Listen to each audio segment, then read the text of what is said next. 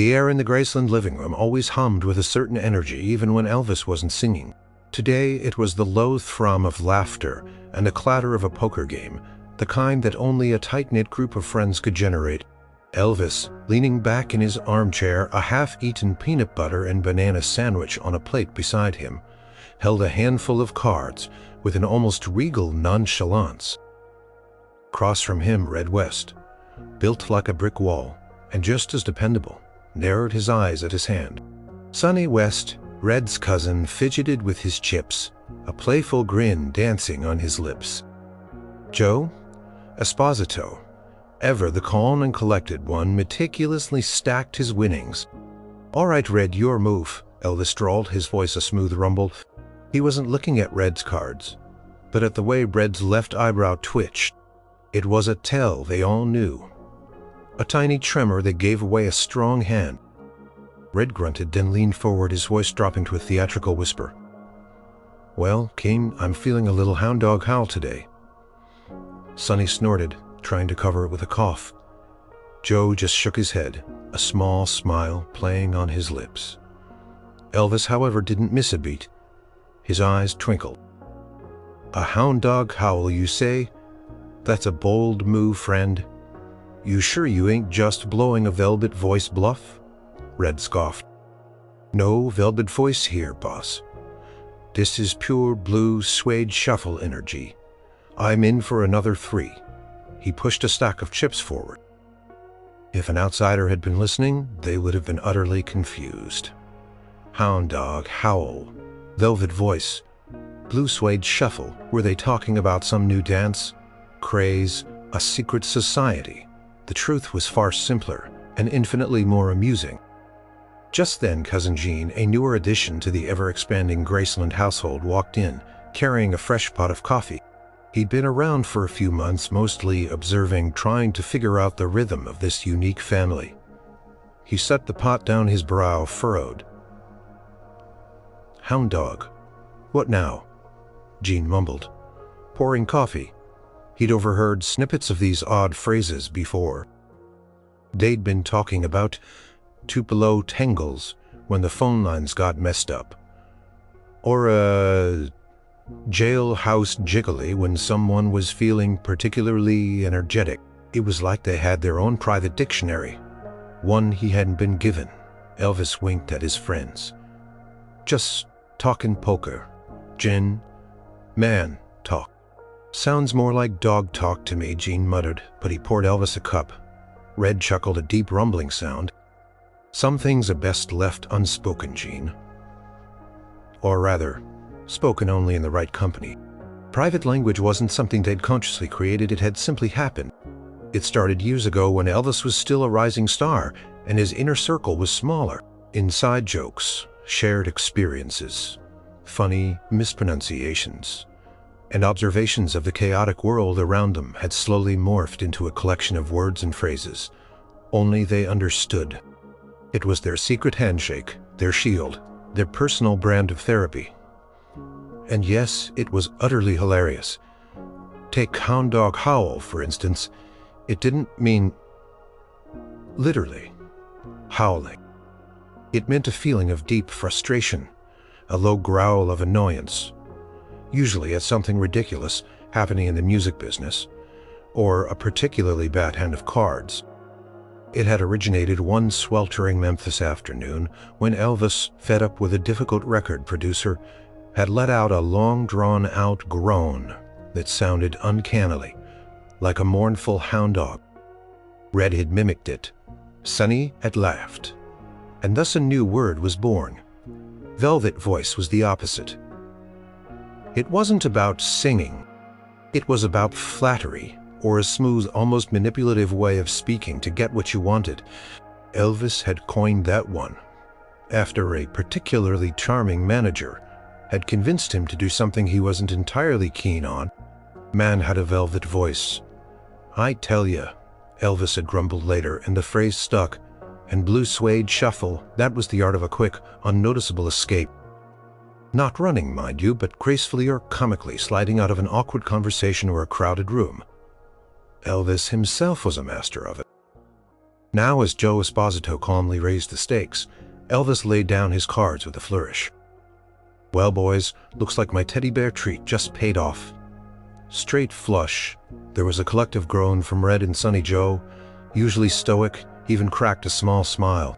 Teddy bear treat was a new one, a phrase Elvis had used earlier that week to describe an unexpected stroke of luck of that morning. "Doggone it, King," Red exclaimed, throwing his cards down. "You're always pulling a teddy bear treat out of nowhere."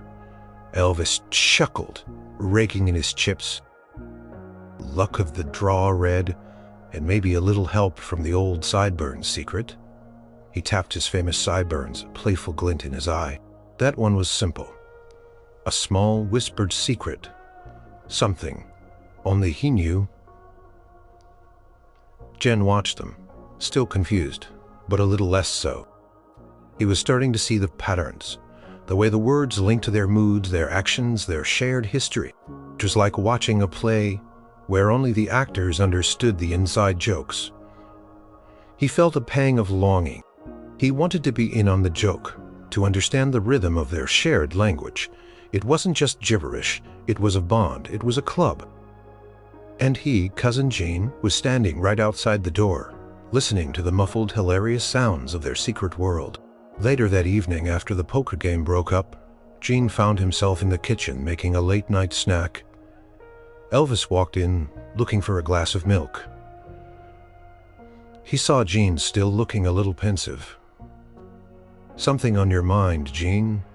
Elvis asked gently, pouring himself a tall glass. It's that language you all speak? The hound dog howls and the velvet voices? What is it?" Elvis leaned against the counter, a thoughtful expression on his face. He took a sip of milk. "It's just us, Gene. Our way of talking when the world gets too loud.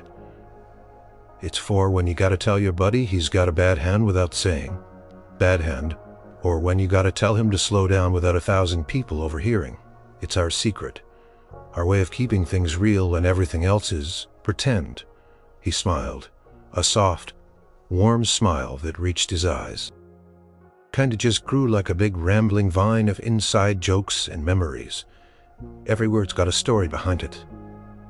Gene nodded slowly, a flicker of understanding in his eyes. "So, a hound dog howl means you're mad?" Elvis laughed. Close, more like deeply annoyed, a low-grade grumble. Think of a hound dog that just lost its favorite bone. It's not angry, just put out. And blue suede shuffle, that's make it a quick exit, smooth as silk. Like you're dancing your way out of a tight spot. Elvis demonstrated with a small, almost imperceptible shift of his weight, as if he were about to glide out of the kitchen. Gene let out a genuine laugh. "I get it, kinda." Elvis clapped him on the shoulder. "You'll get it, Gene, you'll get it. It takes a little Graceland Goo to make it stick." He winked. "But don't worry, you'll learn the lingo soon enough." Jen wasn't entirely sure what Graceland Goo meant, but he felt a warmth spread through him. Maybe he was finally going to be let into the club. He had a feeling it was going to be a wild, hilarious ride. The beginnings of the language were less of a grand design, and more of a series of happy accidents, like a secret garden growing wild behind the Graceland mansion. It hadn't started with a dictionary or even a conscious effort to create something new. It had started with Elvis and his core group of friends, Red, Sunny Joe, and Marty Lacker, just being themselves, navigating the bizarre and exhilarating whirlwind of Elvis's burgeoning career. Marty Lacker, who arrived a day later after a trip to visit family, was often the chronicler, the quiet observer, who absorbed everything. He was the one who had, in a fit of playful exasperation, once scribbled down some of the odd words they used. He called it the Rosetta Stone of gibberish, their personal guide to understanding the unique dialect of the King's Court. "Remember Colonel's caca?" Marty asked one morning over breakfast, looking up from his notepad. Elvis and the others were gathered around the table, eggs and bacon disappearing at a rapid rate. "How could I forget? That's what we heard coming from his office when he finally closed that deal for the Vegas residency." Sounded like a flock of angry geese. "Precisely," Marty grinned. Tin here defined as the sound of triumph, usually at another's expense, often associated with a certain manager. And then there's Tupelo Tangle, Sonny West piped up. Ah, the Tupelo Tangle. That was from that time we got lost in Mississippi trying to find that diner, and the map was backwards and we ended up in a cornfield. Hey, Elvis protested, though a smile tugged at his lips. It was a close call, all right, but I swerved. Besides, that cow looked at me funny, Marty scribbled, laughing. Tupelo Tangle, a confusing or convoluted situation, often self-inflicted, resulting in unexpected rural encounters. See, every word has a story, a memory attached to it. The first words weren't really words at all. They were sounds, gestures, shared glances.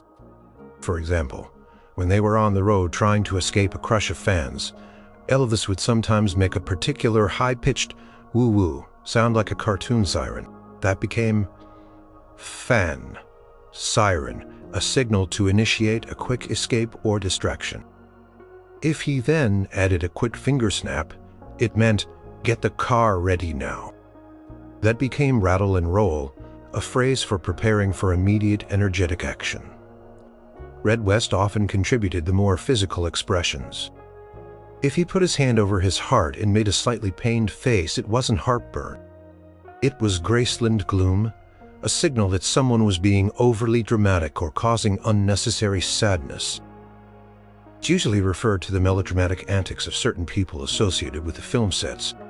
Joe Esposito, always practical, once referred to a particularly dull meeting as dry toast. It caught on immediately. Dry toast. A tedious, uninteresting, or pointless discussion, often involving perk work or long-winded. It wasn't static. It grew. It changed. It adapted. When Elvis started making movies, new terms emerged. Paramount pout was the look on an executive's face when Elvis refused to sing another silly song. Elvis, being Elvis, was the primary inventor. He had a knack for observation and a playful spirit. One afternoon, while watching a particularly stiff dancer on a TV show, he'd started moving his hips in a ridiculously exaggerated, jerky way. Look at that guy, he's doing the wiggly wop, Elvis had exclaimed, dissolving into laughter. From then on, a wiggly wop became anyone behaving awkwardly, suspiciously, or just plain weirdly. The whole point was to have something just for us, Elvis explained to Marty one quiet evening. When you're Elvis Presley, everybody wants a piece of you. Everybody's listening. Everybody's got an opinion. But with you guys, it's different. We can talk about anything. Even if it sounds like nonsense. It's a safe zone, isn't it? A way to keep the world out, or at least, to keep them from understanding everything. Exactly, Elvis agreed, running a hand through his perfectly coiffed hair. It's like a secret code for brotherhood. You gotta know the stories behind the words to truly understand them, and you gotta be family to know the stories. Marty had kept his notepad, adding new words and phrases as they arose. It wasn't a formal dictionary, just a spiral-bound notebook, tucked away in a drawer filled with chicken scratch and inside jokes, but to them it was more precious than any contract. It was the physical manifestation of their shared history, their laughter, their frustrations, and their unwavering loyalty. One time during a particularly grueling recording session, Elvis had been struggling with a song. He was tired, frustrated, and the producer was pushing him hard. Marty, seeing the tension, leaned over and whispered, "Don't let the Colonel's cackle get you down, King. Just give him a peanut butter banana burst." Elvis paused, a faint smile touching his lips. Peanut butter banana burst was a term for an unexpected moment of pure joy or triumph, often referring to a spontaneous burst of energy or creativity. It was the feeling of hitting just the right note of a sudden flash of inspiration. Marty was telling him to push past the frustration and find that spark. Took a deep breath, looked at the microphone, and then with a renewed vigor launched into the song. The notes soared, filled with an unexpected passion. The producer, initially puzzled by Marty's whispered words, now nodded impressed. After the take, Elvis came out of the booth, wiping sweat from his brow. He clapped Marty on the back. "You're a genius, Marty. That was exactly what I needed. A pure peanut butter banana burst." Marty just grinned. The language wasn't just for fun. It was for connection, for support, for reminding each other who they were. Underneath all the fame and the noise. And sometimes it was even for making magic. Private language, for all its bonding power, wasn't without its moments of pure, unadulterated chaos. Sometimes an ill-timed phrase or a misunderstanding could lead to truly hilarious or occasionally mildly problematic situations. It was all part of the charm, part of the mayhem of Graceland. One afternoon, a new cook, a sweet but somewhat scatterbrained woman named Agnes, had started working in the kitchen. She was trying her best to keep up with the often unpredictable meal requests of Elvis and his entourage. On this particular day, Elvis was craving his famous fried peanut butter and banana sandwich, but with a specific type of bread. Elvis was in the dining room with Red and Sonny, discussing something vaguely related to a new Cadillac. "Red, could you go tell Agnes I need that special bread, the one for the peanut butter bonanza burst?" Elvis requested, completely forgetting Agnes was new to their lingo. Red, ever loyal, nodded and headed to the kitchen. "Agnes," he rumbled in his deep voice, "Elvis needs that bread for the peanut butter bonanza burst." Agnes stopped chopping, her knife hovering over a tomato. Her eyes widened slightly. What now, Mr. West?" Red, used to everyone understanding him, repeated a little louder this time, "The peanut butter banana burst. He wants it for his sand a shade of pale green." She slowly put the knife down. "Burst? Mr. Presley wants his sandwich to burst?" Her mind clearly had gone to the most literal and catastrophic conclusion. She imagined the sandwich exploding in the toaster, sending peanut butter and banana flying everywhere. A culinary disaster of epic proportions. "He means the bread," Agnes Red said, starting to get impatient. "The bread makes the burst." Agnes clutched her apron. Oh dear. I don't know about any bursting bread. Is it special kind of yeast? Will it make a mess?" She was genuinely distressed, picturing herself cleaning up an explosive sandwich aftermath. Back in the dining room, Elvis, growing impatient, called out, "What's taking so long, Red? Is Agnes doing a Tupelo tangle with the bread?" Agnes, hearing this from the kitchen, gasped, "Tangle? Now the bread is tangled too." She looked at Red on the verge of tears. "Mr. West, I don't think I can make a bursting tangled sandwich. Maybe I should just make him something else."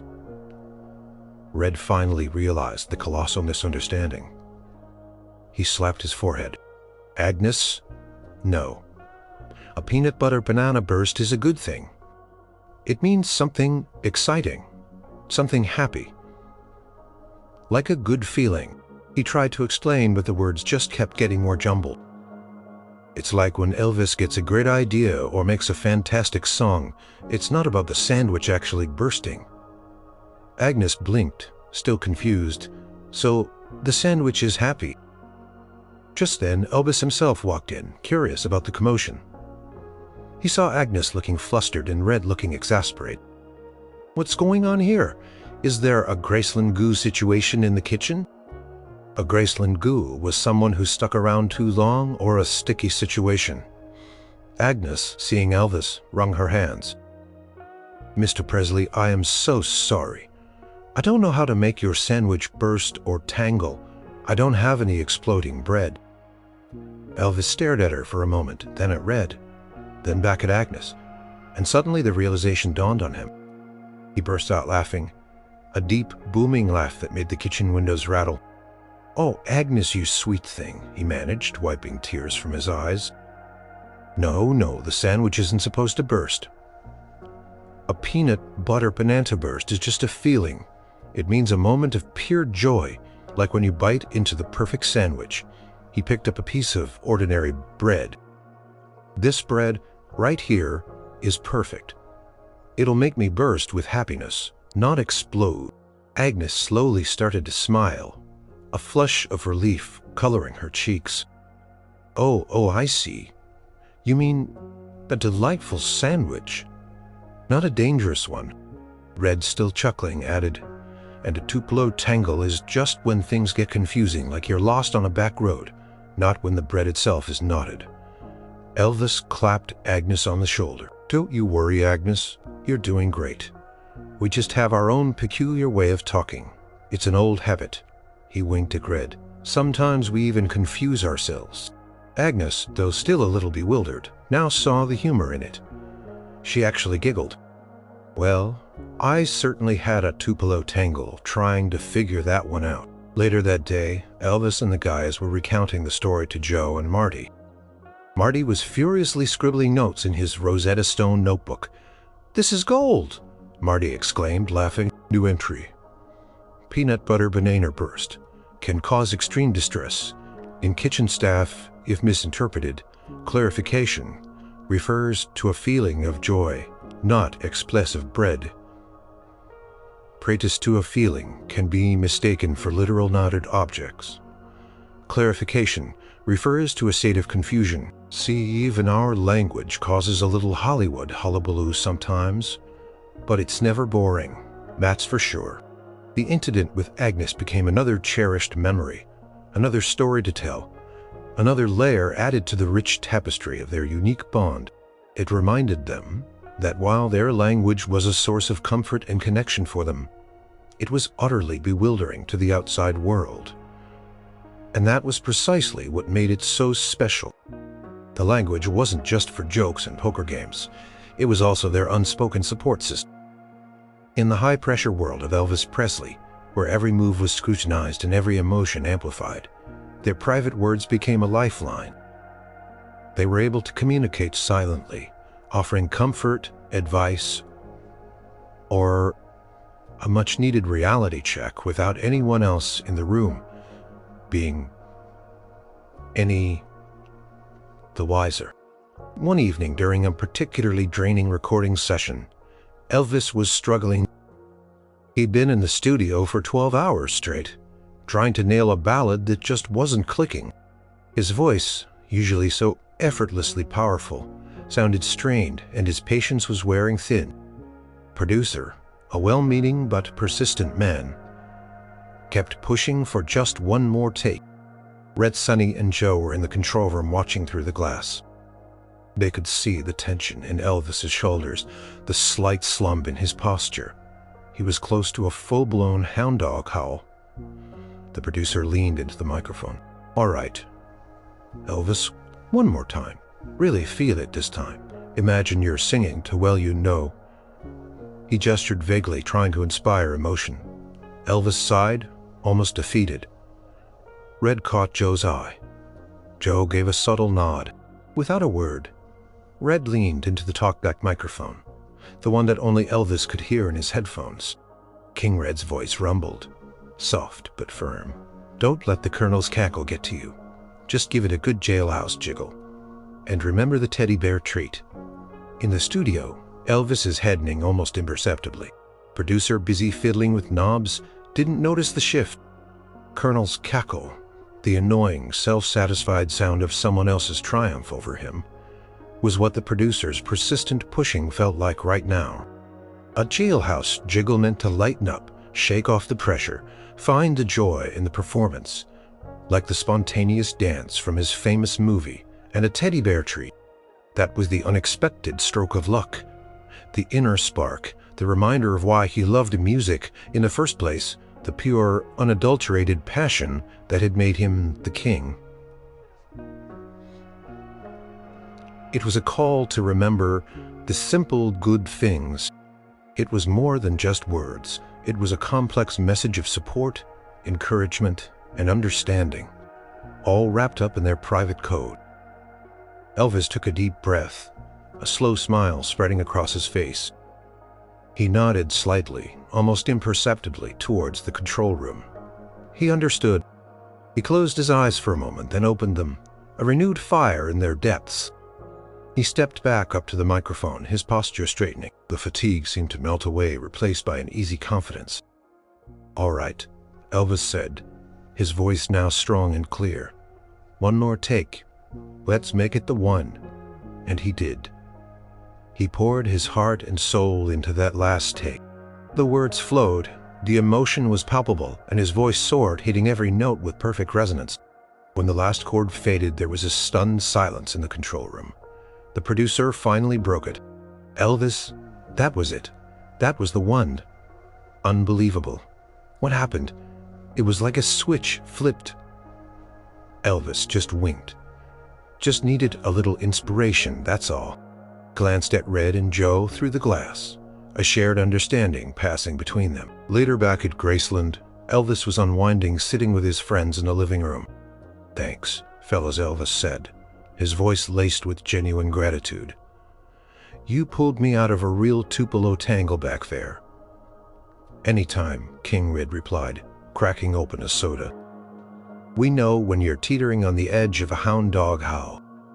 Sonny added, "We just gave you a little nudge towards a peanut butter bonanza burst." Joe Esposito, ever the quiet one, simply raised his glass of iced tea in a silent toast.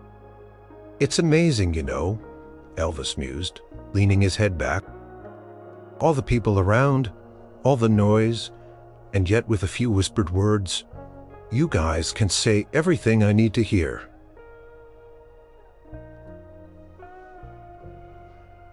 "It's like a secret force field." "That's what family does," Marty Lacker said, joining them, having heard the end of the conversation. "We got your back, boss." And sometimes our back having involves a little bit of creative vocabulary. Elvis smiled, a genuine, relaxed smile that rarely reached him when he was in the public eye. "Yeah," he said softly. "It sure does, and I wouldn't trade it for all the gold records in the world." The language wasn't just a collection of funny words. It was a testament to their loyalty, their deep understanding of each other, and their unwavering support. It was a secret language of love, friendship, and brotherhood, proving that even the king of rock and roll needed his own special code to navigate the sometimes lonely landscape of superstardom. It was their way of saying without saying, "We're here for you always."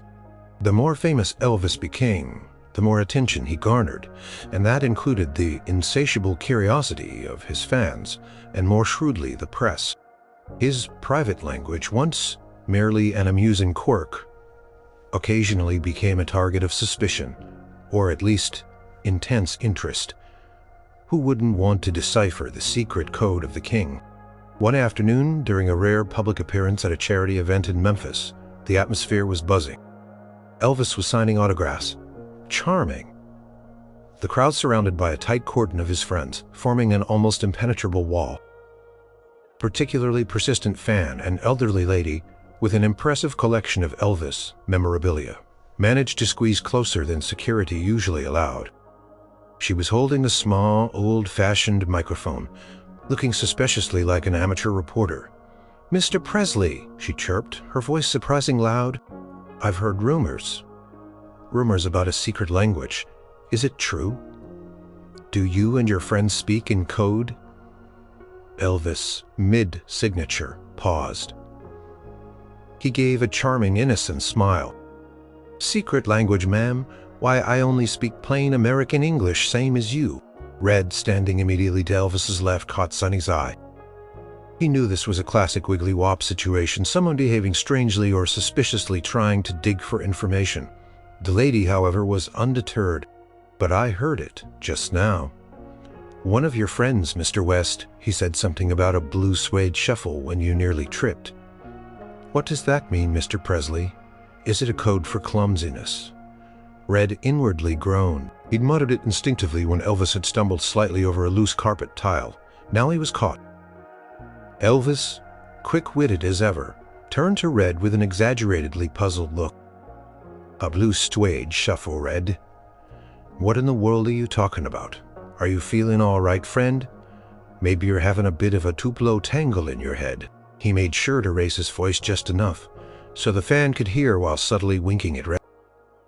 He was using the language to deny the language, twisting the situation into a comedy. Red, playing along, clutched his head dramatically. "Oh, King, I do believe I am. My apologies, ma'am. Sometimes when the sun hits my head just right, I start spouting nonsense. It means nothing truly, just a bit of a brain cloud. The fan looked beery on a small notepad. Just then Joe Esposito, ever the pragmatic one, stepped in, subtly redirecting the flow of people. "All right, folks, let's keep the line moving. Mr. Presley has a lot of autographs to sign." As the line shifted, a slightly smug-looking journalist who had been observing the exchange from the side leaned in towards another reporter. "See, I told you they were hiding something. Blue Suede Shuffle, Tupelo Tangle. This is bigger than we thought." Elvis, noticing the journalist, leaned towards Sonny, keeping his voice low, almost a whisper. "Sonny, old pal, looks like we've got a Graceland Goo over there. Keep an eye on him. Don't want him stirring up a Hollywood hullabaloo." A Graceland Goo, someone who stuck around too long being nosy, and a Hollywood hullabaloo. Unnecessary drama or chaos. Sonny nodded imperceptibly, his eyes casually scanning the crowd. Identifying the journalists, later back in the car, speeding away from the event, the guys burst out laughing. "A brain cloud, Red?" Elvis chortled, slapping Red on the knee. "That was a stroke of genius. You almost had her convinced you were losing your marbles." Red grinned. "Well, King, I had to do something. She was starting to get a Hound Dog Howl out of me." Sonny added. "And that journalist looked like he was about to have a peanut butter bonanza burst, if he could just figure us out. Probably thinks we're part of some secret spy ring, not just a bunch of overgrown kids with too many inside jokes." Joe chuckled. Marty Lacker, who hadn't been at the event but heard the story later, immediately updated his Rosetta Stone. "New entry for Wiggly Wop," he announced, showing them his notebook. "Can refer to overly curious individuals, especially those with small microphones and suspicious notepads. See also, journalist." Elvis laughed again, a sound of genuine joy and camaraderie. "It's funny, isn't it?" he said, leaning back in his seat as the car sped through the Memphis streets. "People try so hard to figure me out, to crack the code. But the real secret isn't in the songs or the movies. It's right here with you guys. It's in our own little world where we can be ourselves. And nobody else can understand a lick of it." And that was the truth. The language wasn't a barrier to keep people out of Elvis's life entirely, but it was a carefully constructed, hilariously effective shield. Protected their sacred space, their bond, and their sanity in a world that constantly demanded a piece of the king. It was a quiet rebellion. A chuckle in the face of relentless fame, a way for Elvis to remind himself and his friends that no matter how big he got, some things, some bonds, would always remain wonderfully, privately. As Elvis's fame exploded, so did the demands on his time, his energy, and his very being. The touring became relentless. The movies often felt like an endless conveyor belt, and the constant public scrutiny weighed heavily. In this whirlwind, the private language evolved, taking on new meaning and acquiring new terms to navigate the increasingly complex landscape of superstardom. The guys weren't just his friends. They were his anchor, his touchstones of normalcy. When Elvis was surrounded by screaming fans, demanding producers, and countless strangers, a simple word in their shared language could bring him back to earth, remind him of who he truly was.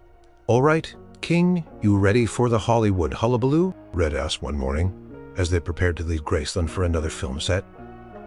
Elvis looked unusually subdued, staring out the window.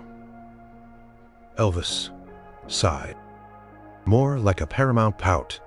"Red, I'm just not feeling it today.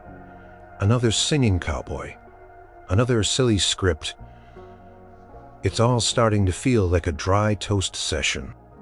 Paramount pout was the face of discontent, usually worn by an executive, but now adopted by Elvis himself for his own displeasure with his film career. And dry toast, a tedious, uninteresting experience, perfectly encapsulated his feelings about the string of formulaic movies he was making.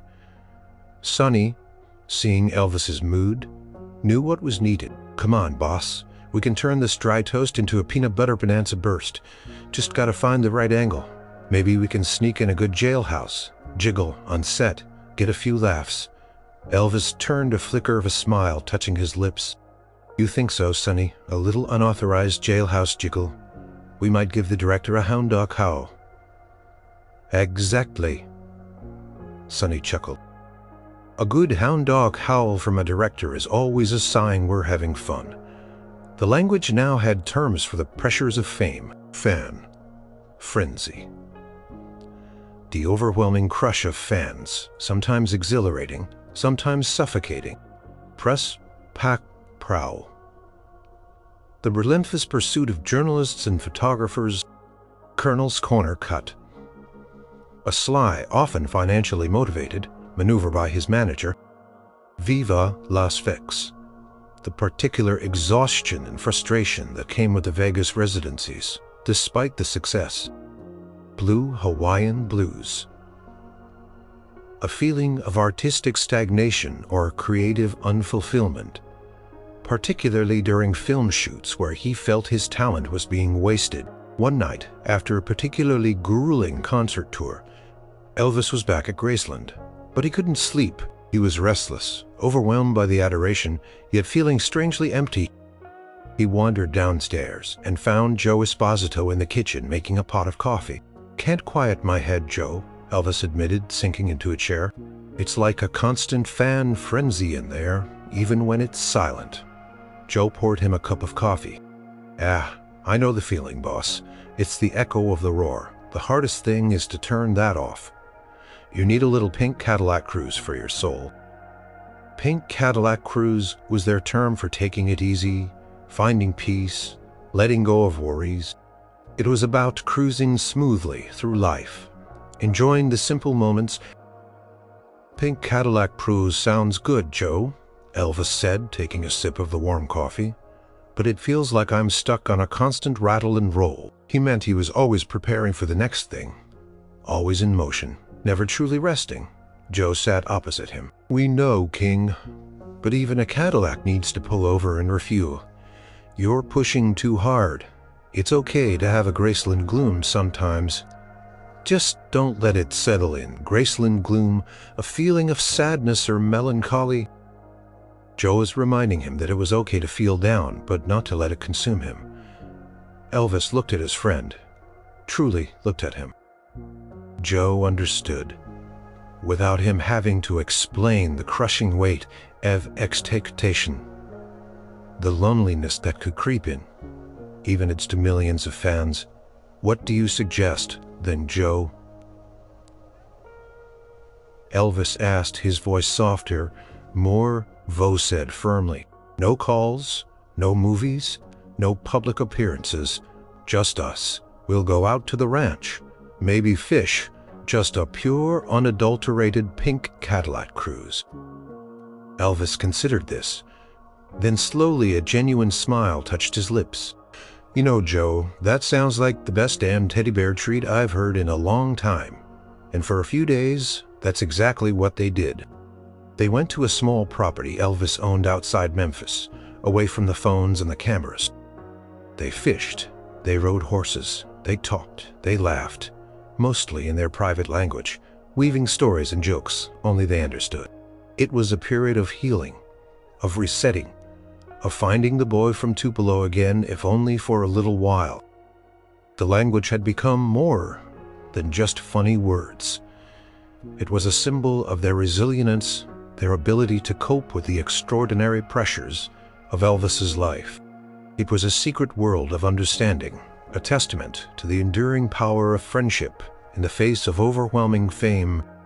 It was their quiet protest against the noise, their whispered reminder of home. The private language was by design exclusive. It was meant only for the inner circle, the Memphis Mafia.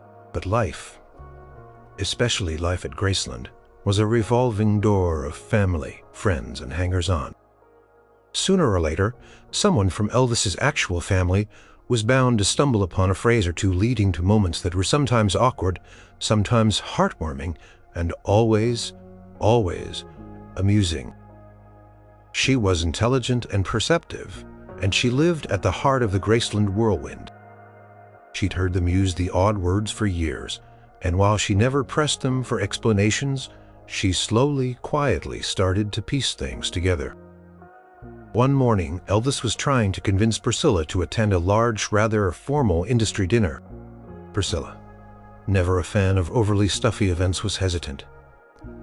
"Please, Zilla, it won't be that bad," Elvis cajoled. "Just a few hours. We can blue suede shuffle out of there once the main course is served."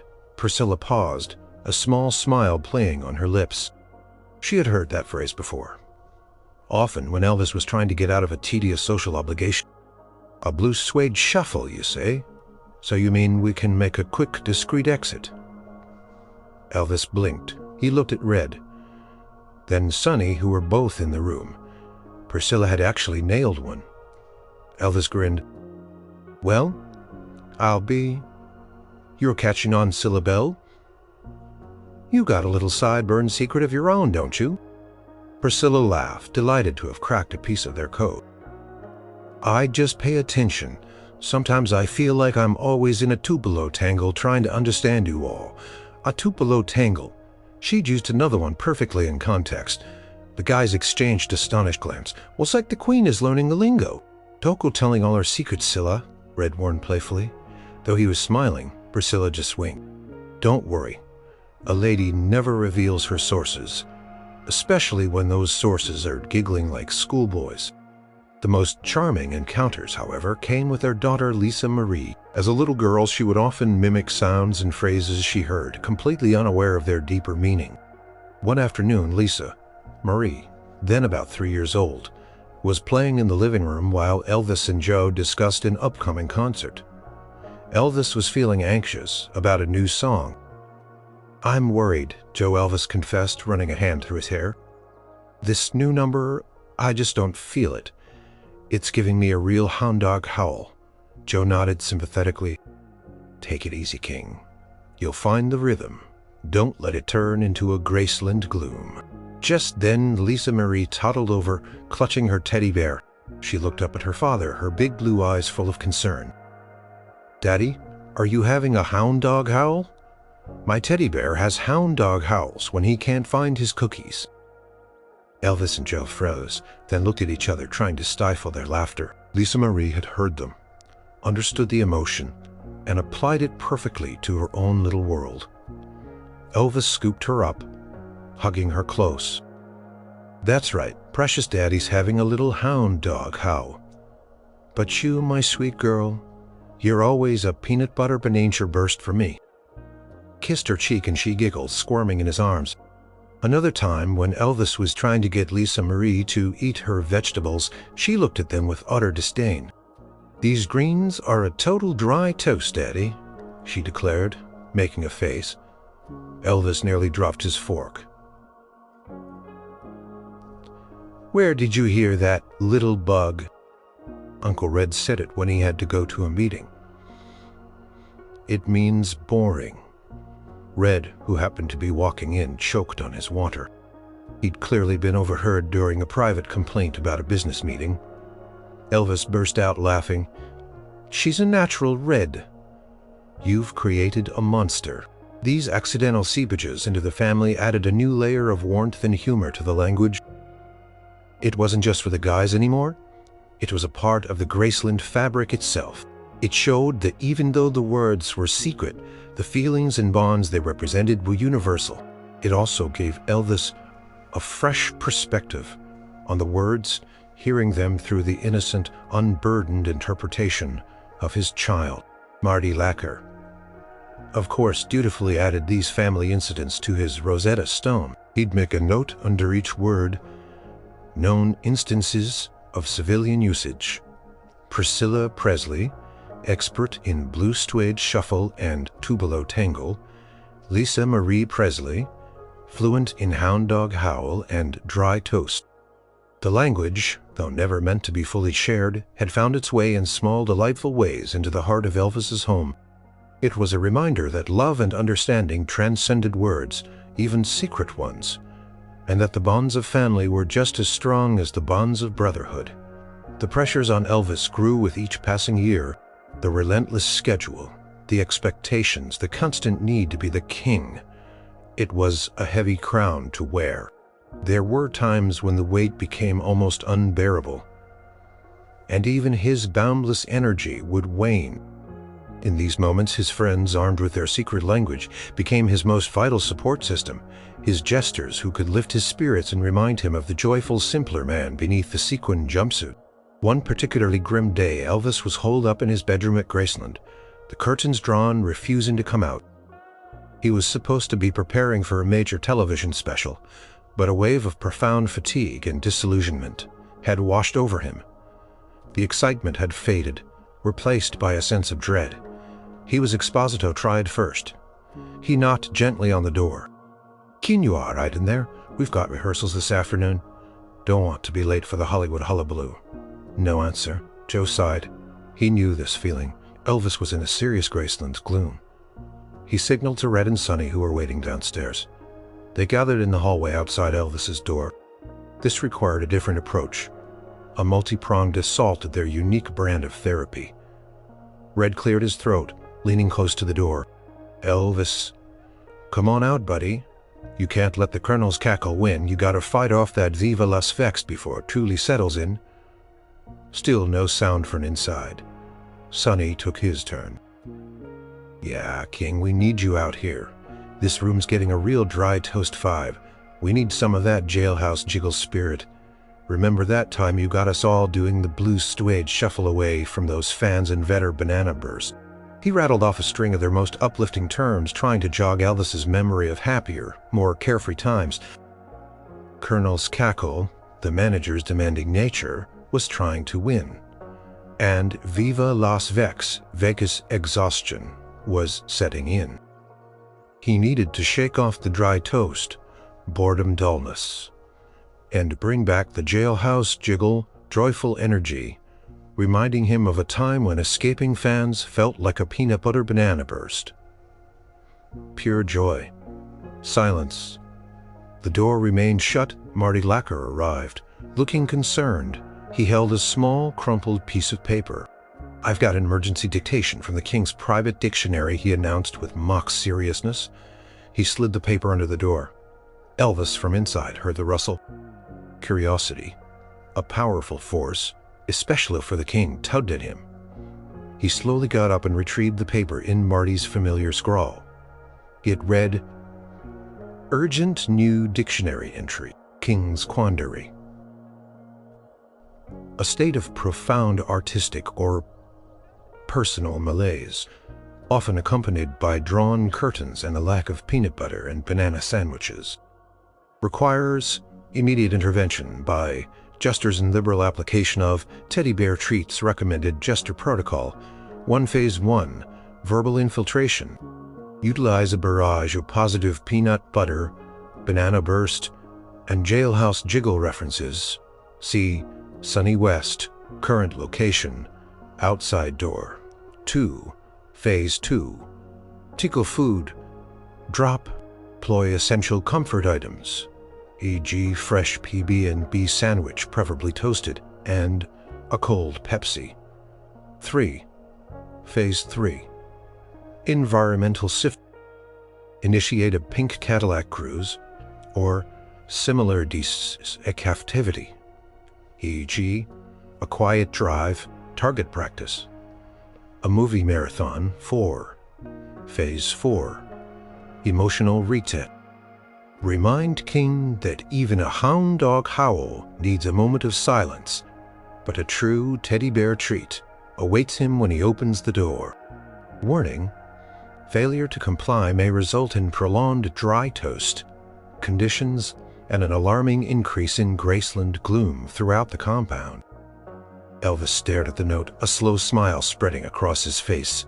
He could almost hear Marty's deadpan delivery. It was so utterly ridiculous, so quintessentially them. It cut through the gloom, the self-pity, the pressure. It was a reminder that these men, his brothers, saw him not just as the King, but as Elvis, their friend, who sometimes just needed a laugh, a comforting word, and a good sandwich.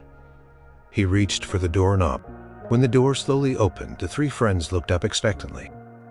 Elvis stood there, still looking tired, but a genuine smile was now playing on his lips.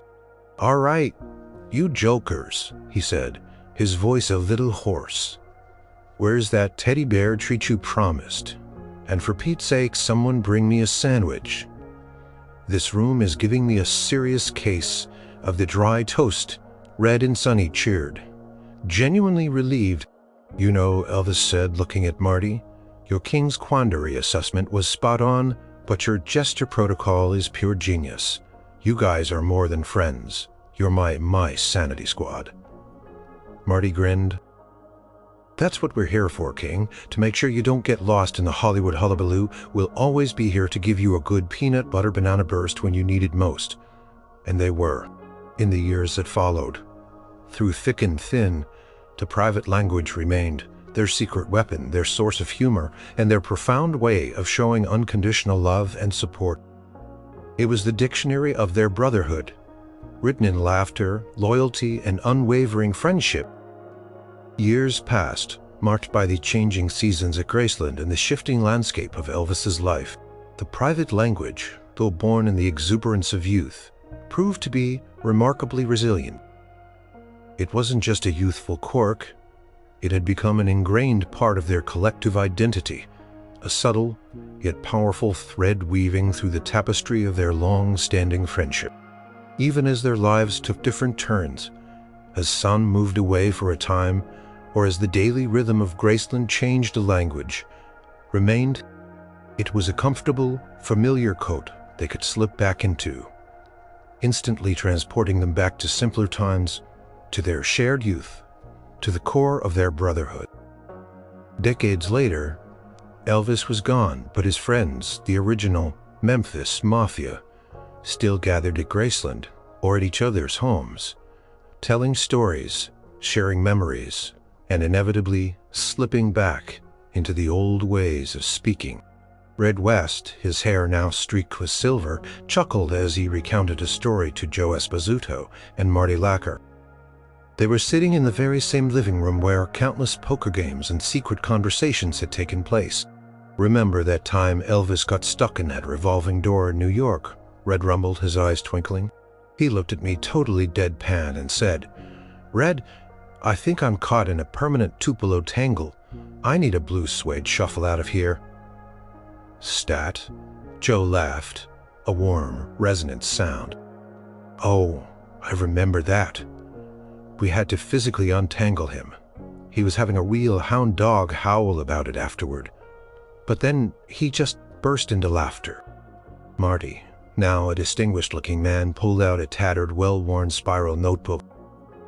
It was the Rosetta Stone of gibberish, yellowed with age, its pages filled with his elegant handwriting and their chaotic annotations.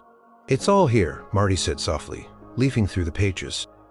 Colonel's cackle, the Paramount pout, the Hollywood hullabaloo, every single one a reminder of a moment, a challenge, a triumph. He paused, a nostalgic smile on his face. "And remember when little Lisa Marie called her greens dry toast? Elvis was so tickled by that he said she was a natural." Joe nodded. "She picked it up quick, kids. Always do. They just hear the feeling behind the words." The language had, even in a small, almost imperceptible way, trickled down to the next generation. Elvis's grandchildren, hearing their elders reminisce, would sometimes pick up on phrases without fully understanding their origin. They might say something was a total dry toast if it was boring, or comment on a wiggly whup if someone was acting peculiar. It was a subtle echo, a whisper of their grandfather's unique legacy. One afternoon, Lisa Marie, now an adult, was showing her children around Graceland. Her daughter Riley pointed to an old photograph of Elvis with Red Sunny and Joe. "Grandpa looks so happy in this picture," Mom Riley observed, "like he just had a peanut butter banana burst." Lisa Marie smiled, a lump forming in her throat. Her daughter had no idea what a peanut butter banana burst actually meant to them. The specific joy, the sudden inspiration, the unexpected delight that Elvis and his friends had defined with that phrase. But she understood the essence of it. Pure happiness. Your grandpa had a lot of those bursts when he was with his best friends. They had a special way of talking, a language all their own. It was filled with laughter and love. She thought about the times she'd overheard them, the words that had confused her as a child, but now made perfect sense in the context of their enduring bond. It wasn't just a code. It was a testament to a friendship that transcended fame, money, and even death. The language was a living memorial to their shared history. It was a secret world built on trust and affection, a place where the king could shed his crown and simply be Elvis, surrounded by the men who knew him best. It was a language of loyalty, of shared burdens, and of countless moments of pure, unadulterated hilarity. And as long as those who knew it lived, the laughter and the warmth of that secret dictionary would echo through the hallowed halls of Graceland. A timeless tribute to a truly unique brotherhood. The sun set over Graceland, casting long shadows across the manicured lawns. Inside, the lights were soft, creating a warm, inviting glow. Joe Esposito, now in his later years, sat in Elvis's favorite armchair, a silent sentinel of memories. Marty Lacker was nearby, his Rosetta Stone notebook resting on a side table. Red and Sonny were no longer with them, having passed on, but their presence, their laughter, still resonated in the quiet house. Joe sighed contentedly. He wasn't alone. Lisa Marie was there, sitting on the sofa, a thoughtful expression on her face. Her own children were playing quietly in another room. "It's funny," Lisa Marie said, breaking the silence. "Sometimes I still hear you guys in my head using those words, the Hound Dog Howls, the Boo Suede Shuffles. It's like they're still here, part of the house." Joe smiled. "They are, honey. They always will be." That language. It wasn't just words. It was the glue, the secret handshake that held us all together through everything. Marty picked up the notebook, running a hand over its faded cover. "This isn't just a dictionary, Lisa Marie. It's a map of our friendship, of your daddy's life. Seen through our eyes, every word, every phrase points to a memory. A moment we shared." He opened the book to a random page. "Velvet Voice," he read aloud. "Remember that record executive who tried to butter up your dad with promises of a starring role? He had a real velvet voice. Your dad said he saw right through it, though." Lisa Marie chuckled. "I bet he did. Daddy was always good at seeing through the wiggly wops of the world."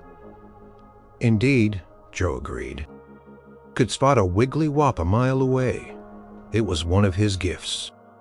The beauty of their private language wasn't just its humor or its exclusivity. It was the depth of understanding it represented. They knew each other so intimately that a simple coded phrase could convey volumes of emotion. A shared history or a subtle warning. It was a language of unspoken loyalty, of shared burdens, and of profound affection. It had been a shield against the relentless glare of fame, a way to create a bubble of normalcy and genuine connection. In a world where Elvis was a larger-than-life figure, the language allowed him to be simply king to his closest friends, a term of endearment and respect, but still part of their inner circle, not a distant idol. "Do you think anyone else will ever have a language like that?" Lisa Marie mused, looking around the iconic room. Joe leaned forward, his eyes soft. "Maybe not exactly like ours, honey, because ours was born out of a very specific group of people, and a very specific king. But everyone has their own version of an unspoken dictionary. It's in the inside jokes you have with your best friends, the nicknames only your family uses, the knowing glances you share with someone who truly understands you." He continued. "It's about trust. It's about being able to be completely yourself, silly and vulnerable, and knowing that the people around you get it. They don't judge, they just laugh with you or help you through your hound dog howl moments, or celebrate your peanut butter banana bursts. Marty closed the notebook, placing it gently back on the table. Exactly. This dictionary isn't just about the words, it's about the bond. It's about finding laughter in the chaos and finding strength in each other. It's about the brotherhood we shared with your father. Lisa Marie walked over to a window, gazing out at the twilight descending over Graceland. She thought about her father, about his booming laugh, his mischievous grin, his deep capacity for love. She imagined him now, somewhere sharing a secret joke, a knowing glance, a sideburn secret, with Red and Sunny, still speaking their private language. The words might have been invented funny, even nonsensical to outsiders. But to Elvis Presley and his closest friends, they were everything. They were the stories of their lives woven into a tapestry of shared understanding and unwavering love. They were the truest dictionary of the king's heart, spoken in a language only those who truly loved him could understand, and in the quiet halls of Graceland.